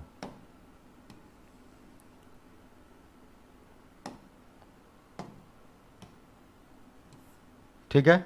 तो ये स्ट्रक्चर हो गया किसका? ये स्ट्रक्चर हो गया बेंजीन का। तो बेंजीन के स्ट्रक्चर में हम लोग से ये पूछता है, बेंजीन के स्ट्रक्चर में लोग से ये पूछता है कि बेंजीन में बताएं सिग्मा बॉन्ड कितना है और बताएं कि पाई बॉन्ड कितना है। सिग्मा बॉन्ड और पाई बॉन्ड। तो जरा ठीक से देखो कि कितना सिग्मा और कितना पाई है। पहले तो 6 हाइड्रोजन ही 6 सिग्मा बना देगा। 6 हाइड्रोजन ही बना देगा 6 सिग्मा। तो 1 sigma, 2 sigma, 3 sigma, 4 sigma, 5 sigma और 6 सिग्मा। और ई हो गया बीच में pi bond, pi bond, pi bond. और इस सब में भी सिग्मा बॉन्ड है। इस सब में भी क्या है? सिग्मा बॉन्ड है। जरा ठीक से देखो, 1 सिग्मा ये भी है, इसमें भी 1 सिग्मा है, फिर यहाँ पर है, फिर यहाँ पर है, फिर यहाँ पर है और फिर यहाँ पर है। तो 6 सिग्मा रिंग में और 6 सिग्मा बाहर में। तो सब मिला के सिग्मा बॉन्ड का संख्या हो गया 12। तो बेंजीन में सिग्मा बॉन्ड का संख्या कितना है? 12 है। और अगर पाई बॉन्ड पूछेगा तो पाई बॉन्ड डबल बॉन्ड यहाँ है, डबल बॉन्ड यहाँ है, डबल बॉन्ड यहाँ है। तो एक पाई यहाँ पे आ जाएगा, एगो पाई यहाँ पे आ जाएगा और एगो पाई यहाँ आ जाएगा। तो पाई बॉन्ड का संख्या हो जाएगा 3। क्या मेरा बात आप लोग का समझ में आया? तो बेंजीन में सिग्मा बॉन्ड का संख्या 12 है और पाई बॉन्ड का संख्या 3 है। तो अगर पूछेगा सिग्मा अनुपात पाई का मान, सिग्मा अनुपात पाई का मान, तो सिग्मा का संख्या है 12 और इसका संख्या है 3, है ना। तो 4 तिया 12, तो ये कट जाएगा। तो आंसर हो जाएगा 4:1। आंसर आ जाएगा 4:1। तो ये हो गया बेंजीन के बारे में। किसके बारे में हो गया? बेंजीन। तो याद रखना है कि बेंजीन एक एरोमेटिक कंपाउंड है। AROMATIC, एरोमेटिक कंपाउंड है। कैसा कंपाउंड है? एरोमेटिक कंपाउंड है। तो बेंजीन का 2-3 इंपॉर्टेंट कंपाउंड को आप लोग को याद रखना है। सबसे इंपॉर्टेंट कंपाउंड तो ये खुद एक बेंजीन है, ठीक है। इसका फॉर्मूला हो गया सर C6H6। अगर इससे एक हाइड्रोजन को बाहर कर दें, एक हाइड्रोजन को बाहर कर दें, तो इस बेंजीन का एक बॉन्ड खाली हो जाएगा और इसका नाम हो जाता है फिनाइल, PHENYL, फिनाइल। और इसको बोलते हैं C6H5 और इसका एक बॉन्ड खाली होगा। C6H5, इसका एक बॉन्ड क्या होगा? खाली होगा। उसी तरीका से अगर इस बॉन्ड खाली बॉन्ड में आकर के जुड़ जाए अल्कोहल, तो इसका नाम हो जाता है फिनोल, PHENOL, फिनोल। तो फिनोल का सूत्र पूछ लेता है C6H5OH। OH को हम लोग अल्कोहल कहते हैं। क्या बोलते हैं? अल्कोहल। तो इसका नाम है फिनोल। क्या नाम है? फिनोल। इसी तरीका से अगर इस बेंजीन में आके जुड़ जाए CH3, तो इसका नाम होता है टोलिन, TOLUENE। क्या नाम होता है? टोलिन। तो इस तरीका से 2-3 कंपाउंड को आपको याद रखना है बेंजीन के बारे में। ठीक है। और एक लास्ट बात बेंजीन से रिलेटेड, फिर आते हैं ऑब्जेक्टिव क्वेश्चन पे। बेंजीन का पूछ लेता है empirical formula, EMPERICAL, empirical formula. अब ये इंपेरिकल फार्मूला क्या है, इसको हिंदी में कहते हैं मूलानुपाती सूत्र। हिंदी में क्या बोलते हैं, मूलानुपाती सूत्र। तो क्या होता है मूलानुपाती सूत्र? तो मूलानुपाती सूत्र के बारे में आप ये जानिए कि जब जितना कॉमन एटम दोनों में है, अगर उस कॉमन एटम को हटा लिया जाए तो जो फार्मूला बचता है उसको मूलानुपाती सूत्र कहते हैं। इसको बोलते हैं अणुसूत्र, मोलिकुलर फार्मूला, और इसको बोलता है मूलानुपाती सूत्र। तो मूलानुपाती सूत्र, तो ऐसा क्या है जो दोनों में है? तो दोनों में ये 6 है, तो 6 को हटा दो, 6 को हटा देगा तो फार्मूला बन जाएगा CH। तो ये ऑब्जेक्टिव के लिए इंपॉर्टेंट है। क्वेश्चन पूछ लेगा बेंजीन का मूलानुपाती सूत्र क्या होता है, बेंजीन का मूलानुपाती सूत्र क्या होता है? तो आंसर बोलना है CH। आंसर क्या बोलना है? CH। तो आप लोग को समझ में आया इंपेरिकल फार्मूला क्या होता है? पॉइंट बना के लिखिए empirical, EMPERICAL, empirical formula, FORMULA, empirical formula. Empirical formula क्या होता है? तो अणुसूत्र के सरलतम रूप को मूलानुपाती सूत्र कहते हैं। अणुसूत्र के सरलतम रूप को मूलानुपाती सूत्र कहते हैं। नहीं बात समझ में आया सर? तो एग्जाम्पल से देखो, BENZDNE। तो बेंजीन का नेचुरल सूत्र क्या है? नेचुरल फार्मूला है C6 और H6। इससे क्या कॉमन ले सकते हैं? 6, तो 6 को हटा दो तो इसका बन गया CH। क्या बन गया? CH। तो इस CH को ही बोला गया इंपेरिकल फार्मूला। इस CH को क्या बोला गया? इस CH को बोला गया इंपेरिकल फार्मूला, है ना। तो इसका नाम है इंपेरिकल फार्मूला। और E तब क्या था? तो इसका नाम है मोलिकुलर फार्मूला। तो ये है मोलिकुलर फार्मूला और ये है इंपेरिकल फार्मूला। ये एक एग्जाम्पल हुआ। दूसरा एग्जाम्पल लेते हैं, ग्लूकोज, GLUCOSE, ग्लूकोज। ये भी काफ़ी इंपॉर्टेंट फार्मूला है, जिसका फार्मूला होता है C6H12O6। ITI के एग्जाम में एक बार केवल इतने सा बात पूछ लिया था कि ग्लूकोज में कितने कार्बन होते हैं, ग्लूकोज में कितने कार्बन होते हैं। तो ग्लूकोज में कार्बन का संख्या होता है 6। ग्लूकोज में कार्बन का संख्या कितना होता है? 6। अब पूछा जाएगा कि ग्लूकोज का मूलानुपाती सूत्र क्या होता है, ग्लूकोज का मूलानुपाती सूत्र क्या होता है? तो निकाल लो मूलानुपाती। ऐसा क्या है जो सब में है? तो सब में 6 कॉमन है, 6 इसमें भी है, 6 इसमें भी है, 6 इसमें है। तो 6 को हटा दो तो यहाँ भी 6 से भाग दो, यहाँ भी 6 से भाग दो और यहाँ भी 6 से भाग दो। तो ये बन जाएगा CH, बन जाएगा 2 और आ जाएगा O। तो ग्लूकोज का मूलानुपाती सूत्र होता है CH2O। क्या मेरा बात आप लोग को समझ में आ रहा है? क्या मेरा बात समझ में आया? अगर वीडियो समझ में आ रहा है तो अपने दोस्तों के साथ शेयर करें और लाइक करें और दूसरे अपने दोस्तों को वीडियो को भी क्या करें? शेयर करें। इसी तरीका से तीसरा एग्जांपल लेते हैं, एसिटिलीन, ACETYLENE, एसिटिलीन। एसिटिलीन का सूत्र होता है C2H2। C2H2। तो क्या कॉमन आएगा? दोनों से 2 कॉमन आएगा, तो 2 हटा दो तो 2 हटेगा तो क्या बचेगा? CH। इसका मतलब एसिटिलीन और बेंजीन, इन दोनों का मूलानुपाती सूत्र CH होता है। इन दोनों का मूलानुपाती सूत्र क्या होता है? CH। तो मेरे ख्याल से मूलानुपाती सूत्र क्या होता है अब आप लोग अच्छे तरीका से समझ गए होंगे कि किसको हम लोग मूलानुपाती सूत्र कहते हैं, है ना। इसी तरीका से आप लोग को अभी थोड़ा देर पहले बताए थे कि सिंगल बॉन्ड को सिग्मा कहते हैं, डबल बॉन्ड को एक सिग्मा और एक पाई कहते हैं, और ट्रिपल बॉन्ड वाले में एक सिग्मा और 2 पाई होता है। एक सिग्मा और कितना पाई होता है? 2 पाई होता है। तो ये काफ़ी इंपॉर्टेंट है, इस पर काफ़ी क्वेश्चन आता है सिग्मा और पाई का संख्या गिनने के लिए। एक बात और जान लो कि अगर सिग्मा बॉन्ड, सिग्मा का संख्या 4 हो, 4 सिग्मा होगा तो उसको बोलते हैं sp3। अगर 3 सिग्मा होगा तो इसको बोलते हैं sp2, और अगर 2 सिग्मा होगा तो इसको बोलते हैं sp। वैसे यहाँ से क्वेश्चन आना नहीं चाहिए, लेकिन फिर भी हम नॉलेज के लिए बता देते हैं, क्योंकि एक बार डायमंड के बारे में पूछ लिया था, DIAMOND, डायमंड, जो हीरा का, जो कार्बन का सबसे शुद्धतम रूप है हीरा, है ना। तो पूछा था हीरा, तो हीरा का सबसे पहले तो जान लीजिए सूत्र होता है कार्बन।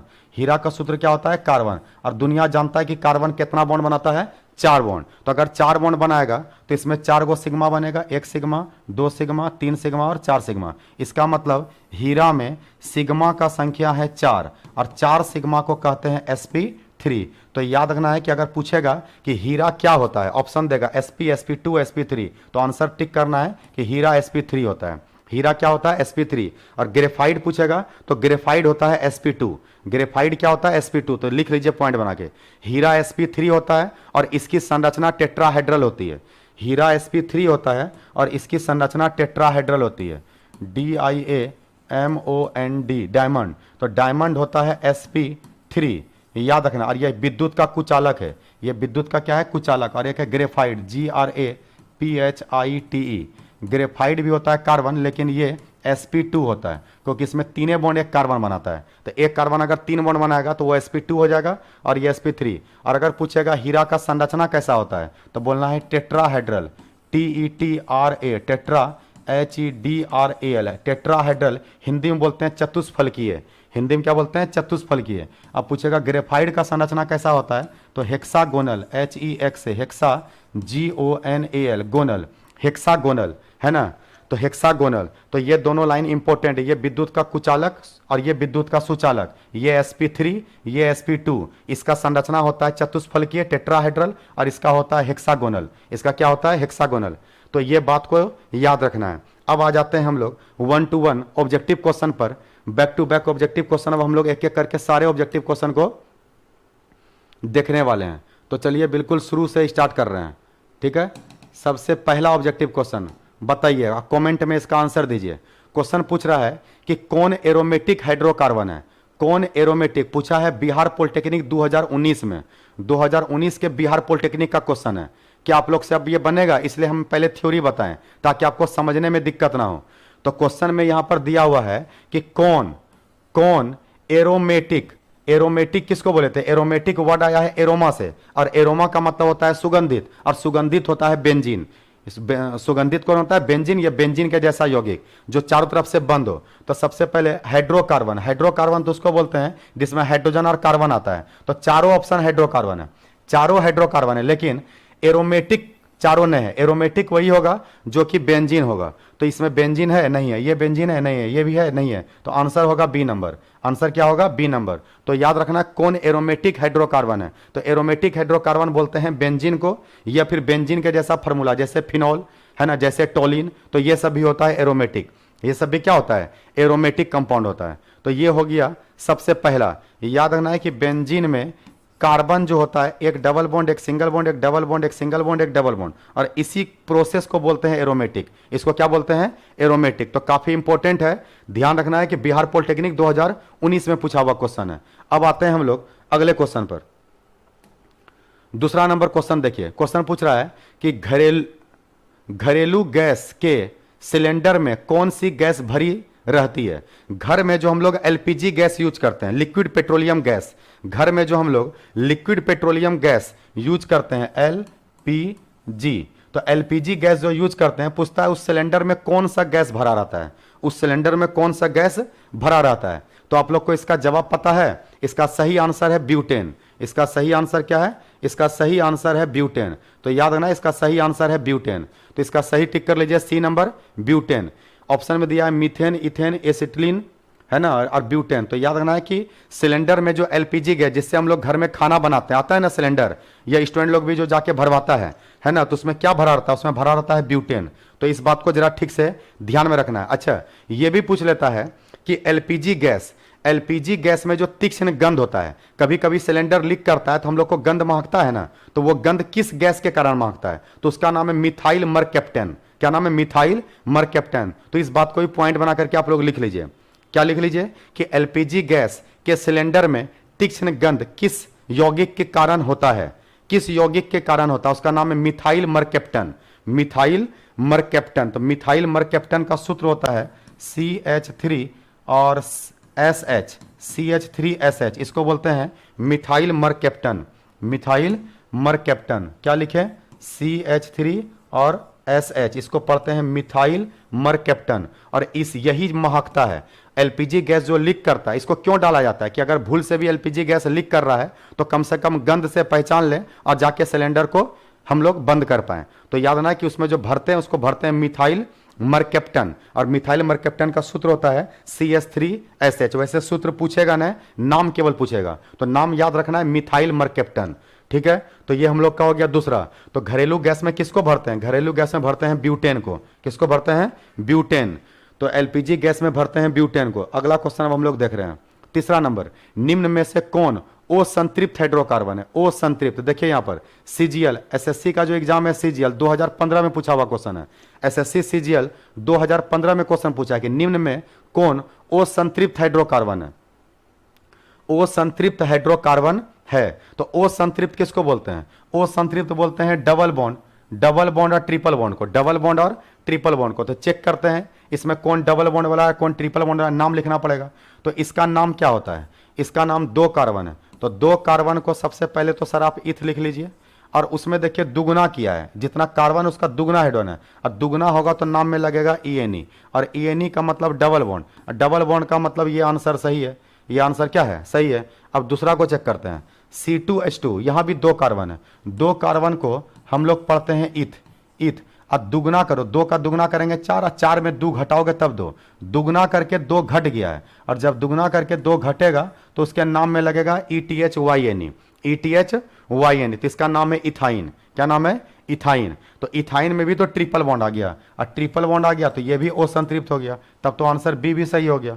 अब तीसरा देखते हैं, तीसरा में है 2 कार्बन। तो 2 कार्बन को सर आप पढ़ते हैं इथ, और दुगना से 2 ज्यादा है, 2 ज्यादा, जब 2 ज्यादा होगा तो लगेगा ANE। ये तो हो गया संतृप्त, ये हो गया संतृप्त, और ये दोनों हो गया असंतृप्त। क्या पूछा? निम्न में से कौन असंतृप्त हाइड्रोकार्बन का उदाहरण है? तो आंसर ए भी सही है और आंसर बी भी सही है। तो आंसर होगा both, both A and B. तो इसका सही आंसर है डी। इसका सही आंसर क्या है?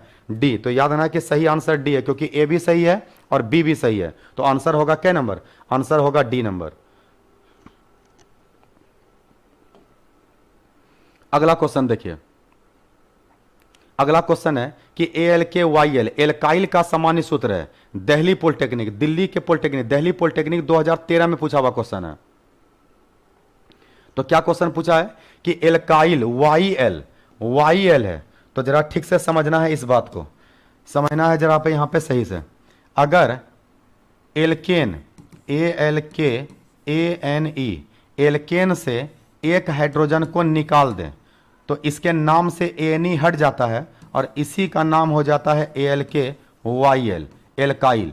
तो एल्केन का सूत्र क्या होता है? CnH2n+2। अब इससे एक हाइड्रोजन हट जाएगा तो ये बन जाएगा CnH2n+1 प्लस क्या हो जाएगा? 1। मतलब हाइड्रोजन पहले 2 गो था और एक हाइड्रोजन इससे निकल गया, तो एक हाइड्रोजन निकला तो +2 से क्या हो जाएगा? +1। तो एल्काइल का सामान्य सूत्र हो जाता है CnH2n+1, और एल्काइल को R से सूचित करते हैं। किससे?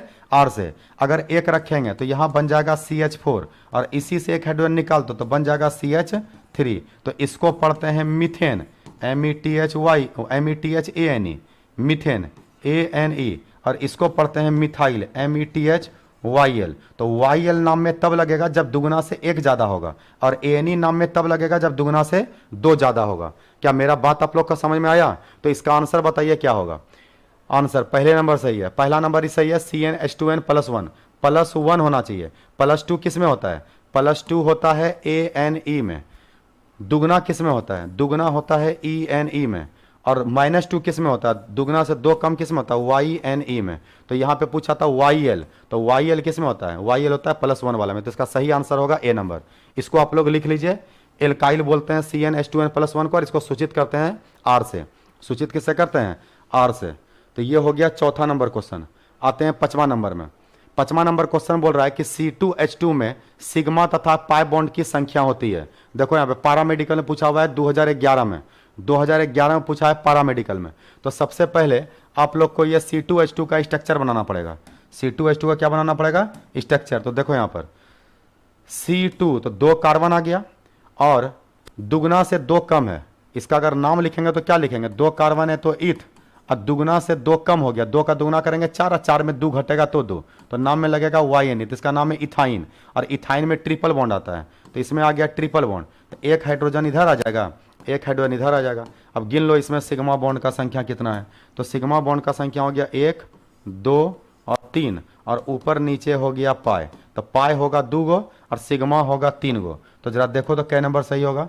सिग्मा का संख्या होना चाहिए 3, तो ये तो गलत। सिग्मा का संख्या 3, ये भी गलत। सिग्मा 3 और सिग्मा 3। अब देखना है पाई, तो इसमें पाई 2 गो दिया है। इसमें पाई क्या को दिया है? 2 गो। होना भी चाहिए 2 गो, इसमें पाई क्या को दिया? 1 गो। ट्रिपल बॉन्ड है और ट्रिपल बॉन्ड में 2 गो पाया जाता है, ऊपर और नीचे, तो आंसर होगा सी नंबर। आंसर क्या हो जाएगा? सी नंबर। तो आंसर होगा 3 सिग्मा। सिग्मा का संख्या हो गया 3 और पाई का संख्या हो गया 2। क्या आप लोग को बात समझ में आ रहा है? काफी आराम से धीरे धीरे थ्योरी के साथ ऑब्जेक्टिव को क्लियर किया जा रहा है, तो नहीं समझने का तो बात ही नहीं उठता है ना। और अगर कोई आर्ट्स के स्टूडेंट तैयारी कर रहे हैं या पहले आर्ट्स लिए हुए थे तो वो वीडियो को एक बार पूरा ना देखें, पहले जितना बात अभी तक पढ़ा दिए हैं उतना बात तक को पहले एक बार रिवीजन कर ले, और रिवीजन करने के बाद फिर दोबारा आए। सबसे पहले कार्बन का नाम याद करें। कार्बन का क्या याद करें? नाम याद करें कि कैसे कैसे नाम लिखाता है। अगला क्वेश्चन, बेंजीन में सिग्मा तथा पाई बॉन्ड की संख्या क्रमशः होती है। देखो यहाँ पे आईटीआई 2020 में पूछा हुआ क्वेश्चन है, बेंजीन में सिग्मा बॉन्ड और पाई बॉन्ड। तो अभी आप लोग को स्ट्रक्चर बना के हम दिखाए थे कि ये है बेंजीन का स्ट्रक्चर। बेंजीन में पहले तो 6 गो हाइड्रोजन है, तो 6 सिग्मा और 6 गो रिंग में, तो 6 और 6 कितना था? 12। 12 सिग्मा और 3 गो पाई, 12 सिग्मा 3 पाई। आंसर होगा डी नंबर। आंसर क्या होगा? D number. थोड़ा देर पहले ही आप लोग को समझाए हैं कि बेंजीन में सिग्मा और पाई का संख्या। अगला क्वेश्चन है, कार्बन है, कार्बन है, तो कार्बन है तो क्या होगा? यहां पर मीथेन लिखा गया पर यहां मीथेन नहीं होगा, यहां पर ऑप्शन लिखाएगा मेटल। क्या लिखाएगा? मेटल। तो इस जगह पे लिखाएगा मेटल, है ना।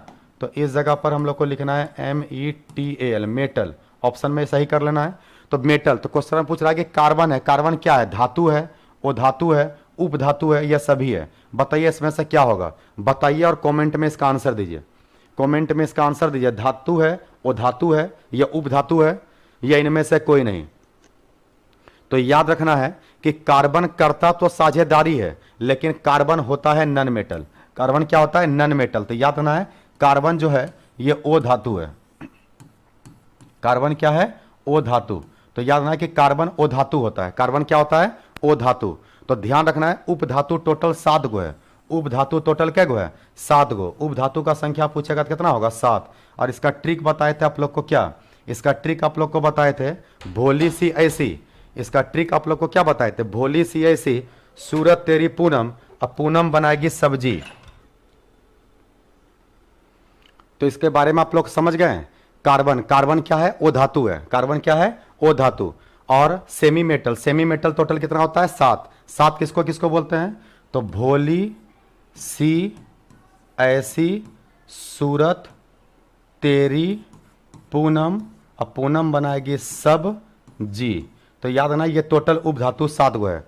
एक है boron, silicon, arsenic, टेरुलियम, polonium, antimony और जर्मेनियम। ये सब 7 गो उपधातु है। ये 7 गो क्या है? उपधातु। तो याद रखना इसका ट्रिक क्या बोले हम? भोली सी ऐसी, सूरत अलग से लगाना, ये ट्रिक में आता है। भोली सी ऐसी, सूरत तेरी पूनम, पूनम बनाएगी सब जी। तो इसमें टोटल 7 उपधातु आ जाता है। और पूछेगा धातु और धातु, धातु में सबसे ज्यादा मात्रा किसका? तो सबसे ज्यादा होता है धातु। सबसे ज्यादा धातु होता है, उसके बाद ओ धातु होता है, और उसके लास्ट में फिर उपधातु आता है। तो कार्बन क्या है? कार्बन है ओ धातु। कार्बन क्या है? ओ धातु। तो चलिए वो अगले क्वेश्चन पर चलते हैं। 8 नंबर क्वेश्चन। क्वेश्चन पूछ रहा है कि कार्बन कौन सा बॉन्ड बनाता है? कार्बन कौन सा बॉन्ड बनाता है? आप लोग बता पाइएगा कार्बन कौन सा बॉन्ड बनाता है? तो कार्बन करता है सर साझेदारी, और साझेदारी को कहते हैं कोवैलेंट बॉन्ड, सहसंयोजक बंधन। सहसंयोजक बंधन। तो इसका आंसर होगा बी नंबर। आंसर होगा क्या नंबर? B number. तो कार्बन साझेदारी करता है। आयनिक का होता है? आयनिक होता है जब लॉस और गेन करता है, त्याग और ग्रहण। कोऑर्डिनेट बॉन्ड कब होता है? जब लोन पेयर इलेक्ट्रॉन को डोनेट किया जाता है, डोनर और एक्सेप्टर, तो उसको कहते हैं कोऑर्डिनेट बॉन्ड। अब मेटेलिक बॉन्ड क्या होता है? जो मेटल में बनता है, धातु में बनता है। तो कार्बन करता है साझेदारी, और साझेदारी से जो बॉन्ड बनता है उसको कहते हैं सहसंयोजक बंधन। तो इसका हिंदी लिख लेना है सहसंयोजक बंधन। कार्बन सहसंयोजक बंधन बनाते हैं। कार्बन क्या बनाते हैं? सहसंयोजक बंधन बनाते हैं कार्बन। अगला क्वेश्चन देखते हैं। अगला क्वेश्चन है कि बायोगैस का प्रमुख घटक कौन है? तो अभी थोड़ा देर पहले ही बताए थे कि बायोगैस का सबसे प्रमुख घटक है मीथेन। सबसे प्रमुख घटक कौन है? मीथेन। तो बायोगैस का प्रमुख घटक है मीथेन। अगला क्वेश्चन देखते हैं। सिंगल बॉन्ड CHO को कहते हैं, सिंगल बॉन्ड CHO को क्या कहते हैं? तो सिंगल बॉन्ड CHO को कहते हैं एल्डिहाइड। सिंगल बॉन्ड CHO क्या बोलते हैं? एल्डिहाइड। तो ये सब जरा याद कर लेना है कि अल्कोहल बोलते हैं OH को, और एल्डिहाइड बोलते हैं सिंगल बॉन्ड CHO को, और कार्बोक्सिलिक एसिड, कार्बोक्सिलिक एसिड बोलते हैं कार्बोक्सिलिक एसिड बोलते हैं सिंगल बॉन्ड COOH, तो जिसमें भी COOH दिखेगा समझ जाना उसको बोलते हैं कार्बोक्सिलिक एसिड। और ईस्टर किसको बोलते हैं? ईस्टर बोलते हैं सिंगल बॉन्ड COOR। इस R के जगह पर अगर कुछ भी आएगा तो उसको बोलते हैं ईस्टर। ईस्टर का बेस्ट एग्जाम्पल है साबुन, C17H35 COO, और इस R के जगह पे आ जाता है सोडियम Na। ये साबुन का सूत्र है। किसका सूत्र है? साबुन का, C17H35 COO Na। तो अगर पूछेगा कि साबुन में कौन सा क्रियाशील समूह होता है, तो याद रखना है ईस्टर होता है। साबुन में क्या रहता है? ईस्टर। ध्यान रखना इसके बारे में, है ना। तो पूछा है कि सिंगल बॉन्ड CHO को क्या कहते हैं, तो सिंगल बॉन्ड CHO को कहते हैं एल्डिहाइड। सिंगल बॉन्ड CHO क्या बोलते हैं? एल्डिहाइड। इसी तरीका से याद रखना है कि C डबल बॉन्ड O और डबल बॉन्ड CO को बोलते हैं कीटोन, KETON। ये भी काफ़ी इंपॉर्टेंट है। और सिंगल बॉन्ड NH2 को बोलते हैं एमीन, AMINE। तो इतना को आपको याद रखना है, इसमें से कोई भी पूछ सकता है, तो इतना में से याद रखना है। और सबसे ज़्यादा बार इसी को पूछा है एल्डिहाइड के बारे में, इसलिए इसको अलग से हम ऑब्जेक्टिव बना करके लिखवा दिए हैं। तो ये हो गया 10 नंबर। अब आते हैं 11 नंबर क्वेश्चन। 11 नंबर क्वेश्चन कह रहा है कि निम्न में से कौन हाइड्रोकार्बन है? ये तो बहुत आसान है।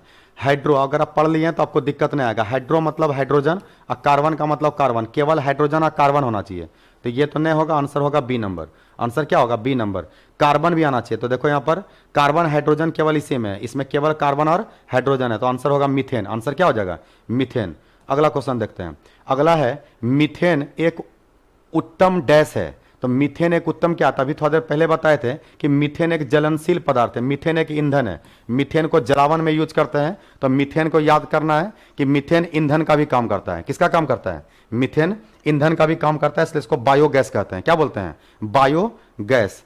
अगला क्वेश्चन है वायुमंडल में CO2 गैस कितने प्रतिशत पाया जाता है? अच्छा, वायुमंडल में जो CO2 गैस है, सूर्य ये जो गर्मी बढ़ रहा है, ये गर्मी किस गैस के कारण बढ़ता है? Carbon dioxide gas. हम लोग जो सांस छोड़ रहे हैं, ये जो AC चला रहे हैं या रेफ्रिजरेटर चला रहे हैं, ये नेचर में, ये प्रकृति में कार्बन डाइऑक्साइड की मात्रा को बढ़ा रहा है ना, जिसके कारण से गर्मी बढ़ रहा है। तो क्वेश्चन ये भी पूछ सकता है कि गर्मी को बढ़ रहा है ये किस गैस के कारण? तो कार्बन डाइऑक्साइड के कारण है। पर यहां पर पूछा है कि हवा में कार्बन डाइऑक्साइड कितना होता है, वायुमंडल में कार्बन डाइऑक्साइड कितना होता है? तो आप लोग को पता होगा कि एयर में, हवा में सबसे ज्यादा मात्रा है नाइट्रोजन का, जो लगभग 78% है। उसके बाद है ऑक्सीजन का, जो लगभग 21% है।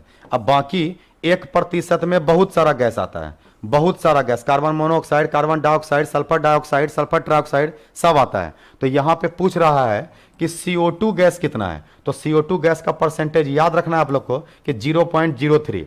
0.03 यहां कंफ्यूज करने के लिए 2 जीरो दे दिया है, याद रखना है 1 जीरो होता है। तो कार्बन डाइऑक्साइड का जो हवा में मात्रा होता है वो होता है 0.03%। 0.03%। ये भी बार बार एग्जाम में पूछ रहा है। देखिए पूछा है CGL 2012 में, CGL SSC का जो टॉप लेवल का एग्जाम है CGL, उसके 2012 में क्वेश्चन पूछा हुआ है कि वायुमंडल में सबसे ज्यादा मात्रा किसका है? कार्बन डाइऑक्साइड का मात्रा हो गया कितना? 0.03%। अगला क्वेश्चन, मीथेन और इथेन, मीथेन, इथेन और प्रोपेन किस श्रेणी के सदस्य हैं? बिहार पॉलिटेक्निक 2020 में पूछा हुआ क्वेश्चन है। मीथेन और इथेन और प्रोपेन किस श्रेणी के सदस्य हैं? अब बताना है कि ये कौन से श्रेणी का सदस्य है। तो सबसे पहले इन तीनों का सूत्र लिखो। मीथेन बोलते हैं किसको? CH4 को। इथेन बोलते हैं किसको? C2H6 को। अब प्रोपेन बोलते हैं किसको? C3H8 को। ठीक से देखो, इस सब में CH2 का अंतर है। किसका अंतर है? CH2 का। जरा ठीक से देखो, यहां पे कार्बन है कि यहां 2, तो एक कार्बन है, हाइड्रोजन 4 और 2, तो 2 गो हाइड्रोजन बढ़ गया। तो जिस कम यौगिक के बीच, जिस यौगिक के बीच CH2 का अंतर होता है उसको होमोजीनियस सीरीज कहते हैं। होमोजीनियस सीरीज, होमोजीनियस सीरीज को ही हिंदी में कहते हैं समजातीय श्रेणी। हिंदी में क्या बोलते हैं? समजातीय श्रेणी। तो याद रखना है कि इसका नाम है समजातीय श्रेणी। तो क्या है समजातीय श्रेणी? तो वैसा हाइड्रोकार्बन, वैसा हाइड्रोकार्बन या वैसा कार्बनिक यौगिक जिसमें दो लगातार यौगिक के बीच CH2 का अंतर आता है, CH2 का अंतर आता है, तो उसको हम लोग समजातीय श्रेणी कहते हैं। उसको हम लोग क्या बोलते हैं? समजातीय श्रेणी। तो ये हम लोग के लिए समजातीय श्रेणी के अंतर्गत आएगा methane, ethane, propane. Methane, ethane और प्रोपेन। अगला क्वेश्चन देख रहे हैं, निम्न में से कौन इथेनोइक अम्ल है, इथेनोइक अम्ल का तनु घोलक है, इथेनोइक अम्ल, इथेनोइक एसिड। इथेनोइक एसिड किसको बोलते हैं? इथेनोइक एसिड का सबसे पहले फार्मूला इथनोइक एसिड, नोइक एसिड मतलब COOH आएगा, तो इसमें COOH आएगा, और इथ मतलब कार्बन 2 होना चाहिए, तो एक कार्बन तो आ गया, इसी में जुड़ेगा CH3, तो इसका फार्मूला हो गया CH3COOH। इसी को बोलते हैं acetic acid, ACETIC, acetic acid, और इसी का IUPAC नेम है इथेनोइक एसिड। तो इथेनोइक एसिड IUPAC नेम है, और ये इसका कॉमन नेम है एसिटिक एसिड। तो क्वेश्चन पूछ रहा है एसिटिक एसिड के तनु घोल को क्या कहते हैं? तो एसिटिक एसिड से बनता है सिरका। क्या बनता है? सिरका, वेनिगर। तो याद रखना है कि वेनिगर का निर्माण इसी से होता है। आंसर होगा सिरका। आंसर क्या होगा? सिरका। ये फॉर्मेलिन भी बड़ा इंपॉर्टेंट है। फॉर्मेलिन याद रखना है कि 40% फॉर्मलडिहाइड, 40% फॉर्मलडिहाइड के जलीय विलयन को फॉर्मेलिन कहते हैं। 40% फॉर्मलडिहाइड के जलीय विलयन को क्या बोलते हैं? फॉर्मेलिन। और सिरका जो बनता है, सिरका बनता है किससे? एसिटिक एसिड से। तो याद रखना है, क्वेश्चन पूछ रहा है इथेनोइक एसिड के तनु घोल को क्या कहते हैं? तो तनु घोल को कहते हैं सिरका। क्या कहते हैं? सिरका। अच्छा, क्लोरोफॉर्म का यूज करते हैं बेहोशी लाने के लिए। तो बेहोशी लाने के लिए ईथर और क्लोरोफॉर्म का यूज होता है। तो क्लोरोफॉर्म का सूत्र याद रखना है CHCl3। अब फिनोल का फॉर्मूला क्या होता है? फिनोल का फॉर्मूला होता है C6H5OH, अल्कोहल आता है फिनोल। इसका यूज करते हैं टाइल्स और बेसिन साफ करने में। हम लोग जो घर में हार्पिक यूज करते हैं, बेसिन टाइल्स को साफ करने के लिए जो भी चीज यूज करते हैं, उसमें क्या मिलता है? उसमें मिलाया जाता है फिनोल। तो फिलहाल इस क्वेश्चन का आंसर क्या है? इस क्वेश्चन का आंसर है ए नंबर। इस क्वेश्चन का आंसर क्या है? ए नंबर। अगले क्वेश्चन पे आते हैं। अगला क्वेश्चन है कि हेक्सेन का सूत्र है, हेक्सेन का सूत्र। तो हेक्सेन का सूत्र क्या होगा? तो हेक्सेन का सूत्र हो जाएगा, हेक्स मतलब कार्बन कितना? 6, तो कार्बन 6 होना चाहिए। तो कार्बन 6 तो सब में है। एएनई का मतलब दुगना से 2 ज्यादा, दुगना से 2 ज्यादा। तो 6 का दुगना करो 12, और 12 में 2 जोड़ो तो हो जाएगा 14। तो C6H14। तो आंसर होगा डी नंबर। आंसर क्या आ जाएगा? आंसर आ जाएगा डी नंबर। तो आप लोग को समझ में आ रहा है? अगला क्वेश्चन है, बेंजीन का इंपेरिकल फार्मूला क्या होता है? इंपेरिकल फार्मूला तो बेंजीन का पहले तो सूत्र हो गया C6 और H6, और इंपेरिकल में जो कॉमन है उसको हटा दो। तो जो कॉमन है हटा देंगे तो क्या बन जाएगा? CH। तो बेंजीन का मूलानुपाती सूत्र, इसको हिंदी में क्या बोलते हैं? मूलानुपाती। तो मूलानुपाती सूत्र बेंजीन का क्या होता है? CH। आंसर होगा बी नंबर। आंसर क्या होगा? B number. इसलिए हम आप लोग को पहले थ्योरी क्लियर किए। थ्योरी क्लियर करने से क्या होता है कि बात समझ में आ पाता है कि क्या क्या क्वेश्चन एग्जाम में पूछा जा रहा है और वो किस लेवल पर क्वेश्चन को लेके जा सकता है। बात समझ में आ रहा है? अच्छे तरीका से कॉपी में अच्छा से फेयर कीजिए और वीडियो को अच्छे तरीका से देखिए। एक बार में समझ में नहीं आए तो दोबारा से देखिए, है ना, क्योंकि ये आपका टाइम भी बचा रहा है। वीडियो लेक्चर का सबसे इंपॉर्टेंट बात क्या है कि आप घर में बैठ करके आराम से तैयारी कर सकते हैं, है ना। और अगर नेट सुविधा नहीं है तो आप लाइब्रेरी को भी ज्वाइन कर सकते हैं, है ना। आप लोग को पता होगा कि एम्बिशन का अपना लाइब्रेरी भी चल रहा है, जो एसी नॉन एसी दोनों है। तो आप लोग को अगर पढ़ने में घर में दिक्कत होता है, माहौल पढ़ने का नहीं, तो आप लाइब्रेरी भी ज्वाइन कर सकते हैं, जहां नेट सुविधा और हर तरह का सुविधा आप लोग को मिलेगा।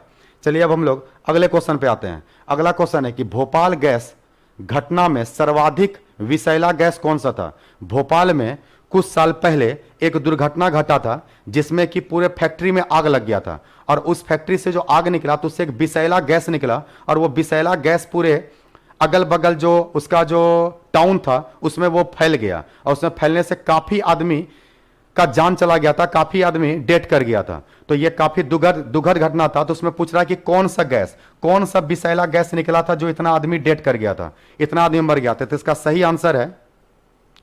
सही आंसर है मिथाइल आइसोसाइनाइड। इसका सही आंसर क्या है? Methyl isocyanide. तो मिथाइल का सूत्र होता है CH3, और आइसोसाइनाइड किसको बोलते हैं? NC को। N और C, साइनाइड होता तो CN, और NC को बोलते हैं आइसोसाइनाइड। तो इसका फॉर्मूला होगा CH3NC। तो इसका सही आंसर है C नंबर। क्या आप लोग को बात समझ में आ रहा है ठीक तरीका से? तो ये हो गया टोटल ऑब्जेक्टिव क्वेश्चन, और ये 2-3 लाइन है जिसको आप लोग को लिख लेना है। क्या लिख लेना है कि LPG की तेज गंध उसमें मिले किस यौगिक के कारण होती है? तो उसमें मिले मिथाइल मरकेप्टन के कारण होती है। मिथाइल मरकेप्टन का फॉर्मूला आप लोग को थोड़ा देर पहले बताए थे। मिथाइल बोलते हैं CH3 को, और मरकेप्टन बोलते हैं SH को। सल्फर का यौगिक होता है। तो इसी को कुछ कुछ किताब में ऐसे भी लिख देता है, सी इस चारों हाइड्रोजन को मिला देता है, लिख देता है CH4S। लोग सोचता है ये कैसे हो सकता है, मीथेन में सल्फर कैसे जुड़ गया? नहीं, कार्बन 4 बॉन्ड बनाता है जिसमें से 3 बॉन्ड तो हाइड्रोजन हो गया, फिर 1 बॉन्ड यहाँ सल्फर है और फिर इससे जुड़ा हुआ हाइड्रोजन। तो ये स्ट्रक्चर है मिथाइल मरकेप्टन का, और यही LPG गैस में मिला रहता है। अगला है कच्चे फलों, कच्चे फलों को पकाने के लिए कौन से गैस का उपयोग होता है? तो इसका नाम है इथिलीन। क्या नाम है? इथिलीन। तो इथिलीन का यूज किया जाता है, अगर केला कच्चा है या आम कच्चा है तो उसको जो पकाने में यूज होता है उसको यूज होता है इथिलीन। तो पकाने के लिए जो अलग से उसमें डाला जाता है कार्बेट के रूप में, वो इथिलीन गैस को आजकल डाला जाता है। इसका फॉर्मूला क्या होगा? C2H4, C2H4। तो C2H4 यहाँ पे ENE है, याद है YLENE कॉमन नेम होता है। YLENE क्या होता है? Common name. अच्छा, शुष्क बर्फ, शुष्क बर्फ किसको बोलते हैं? तो सॉलिड CO2, सॉलिड CO2 को कहते हैं शुष्क बर्फ। सॉलिड CO2 को क्या बोलते हैं? शुष्क बर्फ कहते हैं। तो ये आज का क्लास यहीं पर हम कंप्लीट कर रहे हैं, है ना। एक लेक्चर इसमें और लेंगे, लगभग 80% चीज को इसमें हम कवर कर लिए हैं। कुछ रिएक्शन से रिलेटेड अब क्वेश्चन लेंगे जिसको कि हम लोग अगले लेक्चर में कंप्लीट करेंगे। तो ये एग्जाम आपको पॉलिटेक्निक, पैरामेडिकल, ITI, ये तीन के अलावा बिहार पुलिस या फिर CGL या SSC, इस सब का जितना भी है, जैसे BPSC, UPSC, ये जितना भी जनरल कंपटीशन का एग्जाम है, उस सारे एग्जाम के लिए ये काफी इंपॉर्टेंट है। ये सारे एग्जाम के लिए क्या है? काफी इंपॉर्टेंट है। तो अच्छे तरीका से मेहनत कीजिए, और केमिस्ट्री से रिलेटेड कोई भी दिक्कत हो तो आप हमारे नंबर पर हमसे कॉल पर बात कर सकते हैं, 8877777723। इस नंबर पे बात कर सकते हैं, और इस चैनल को सब्सक्राइब करें और अपने दोस्तों को भी सब्सक्राइब करवाएं। Thank you. आज का क्लास यहां पर कंप्लीट होता है।